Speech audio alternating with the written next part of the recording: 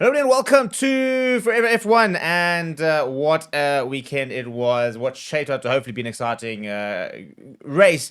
It did very much disappoint, to be honest, because it wasn't great. And after a good, interesting qualifying and a very interesting starting grid and lots of different red flags and the likes of that, we thought we were going to potentially be in for a bit of a cracker with lots of red flags being noted for previous for Suzuki's and the likes of that. But we just didn't see that. We didn't see a lot of overtaking. We didn't see a lot of, we didn't say any overtaking really. And the top six sort of remained. But there's also very interesting stuff coming out of it. So we'll be talking a little about Carlos Sainz, and then we're going to be looking at the best F1 memes of the weekend. Let's get into it, shall we? So Carlos Sainz has been fined 20,000 euros, half it suspended in part of the weird ways. He missed the national anthem because of a stomach issue, inverted commas. Basically, it was a bathroom. Pretty ridiculous, really, of all things to really sort of to worry about right now. The FIA are now finding him for not being at the national anthem, but they did notice this, and that's why it's a 20,000 euro fine, because it's usually a 60,000 euro fine. And they said the following: they said the driver stated that just prior to the anthem, he experienced discomfort due to a stomach issue, which delayed his appearance on the grid. And they said the doctor had confirmed the issue and provided medication.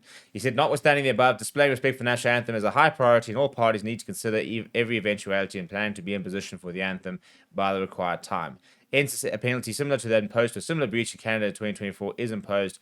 And yeah, I mean, of all the things to worry about over the weekend, and good to know that Formula One is in safe hands with the stewards. So not a good weekend for Sainz. He was given a 3-place grid penalty because of his or impeding Lewis Hamilton. He finished the race in 14th, and he got a 20,000 euro fine. So a bit of a weekend to forget for Carlos Sainz. But also, the only thing that I think really that came out of the weekend is the memes, really, and this is kind of what we've got looking. So, Ferrari. Yeah, that sounds it. So Hamilton saying going Ferrari to get the eighth, and he finished the eighth. I mean, the Ferrari just didn't look absolutely anyway, did they? This weekend, and Hamilton now sitting in eighth place. It's just, I mean, Albon outscoring points in the first 3 days is pretty shocking. I mean, he's got 5 points more than Ocon and Stroll. Not good reading at all. And from a Ferrari point of view, you know, to be behind the McLaren, I suppose, is one thing, but to be behind the Mercedes, I think, is quite frustrating because have been faster than them in the last few years, and need to try and sort that. And then we've got this one. This one was probably my favorite, actually. And this is actually about McLaren, you know, basically saying, well, second and third, what's the plan behind the slow car? Do nothing. Let's do anything. Let's not do anything. And then the one suggestion would be splitting the strategies and letting the fast drive attack. Absolutely not happening from McLaren. I think that was probably the biggest frustration over the weekend, was just the lack of McLaren willing to do anything to try and get a result, you know, and to try and just do anything. You know, I think the main thing people are saying is that if they had tried something, the result would have been second and third at absolute worst, which is what they got anyway. So it just made no sense whatsoever that at no point did they ever try and say, right, well, maybe let's give it a go. Let's just try a couple of different strategies. They were always going to finish ahead of the Mercedes, and they were always going to finish ahead of the Ferraris. They were always going to finish in the top three, you know. They needed to try other things to try and see if, I mean, because a 1-3, for example, or 1-2, you know, is so much better than a 2-3. And that was the thing. The 2-3 was going to be the worst possible option, and they didn't try anything. So I think McLaren continued to be impeded for a really, really poor strategy. Well, just conservative strategy, you know, and yes, maybe they couldn't have caught them, and maybe they just didn't have the pace on the day and the likes of that. And maybe the race panned out, didn't allow for that. But just try something, you know.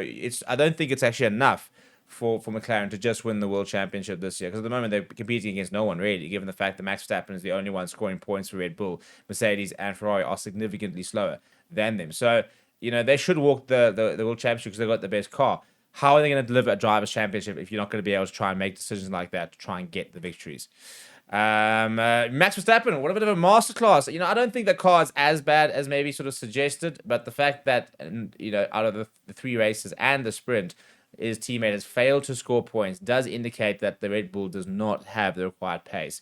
But Max Verstappen just making it work, and it was an absolute masterclass from him. Simply lovely, as he put it. Um, yeah, I did enjoy this one. The new Red Bull Racing lineup, and obviously there have always been a little comparisons between Max Verstappen and yeah, good old Sid the Sloth. Big height difference as well plays into it. Yuki Tsunoda, I think, was a disappointing this weekend from him. To be honest, I don't think he did much good. Also, goody, Lando Norris starting to go out on the grass. So Max in inverted commas in his tractor, Lando Norris on his grass cutter. It was the funniest thing, the fact that they even tried to make a big deal out of this. He was never, never, never in the wrong with Max Verstappen in that situation. The Red Bull, I mean, the McLarens at the moment just kind of being the bane of each other's existence. Just sort of running around together, not really willing to swap, not really to attack, and whilst they sort of bicker and no one really wants to sort of give each other a real go, Max Verstappen's just saying thank you very much, and he's 1 point behind in the Drivers' Championship. So, yeah, Lando Norris, a personal favorite of mine there. I love the detail over here with the wing and the tires, but yeah, I mean that was probably the only entertaining part, really, wasn't it, of the race? Was a minor incident when he went over the grass and ended up making absolutely no difference to his race whatsoever. And that was basically the summary of qualifying. 4 red flags in qualifying in Suzuka in a race. There's been a maximum of 3 before, and there were more that in qualifying. But I think we threw them all out. We threw them all out in qualifying because we didn't have a single red flag in the race, which actually could have made things a bit more interesting.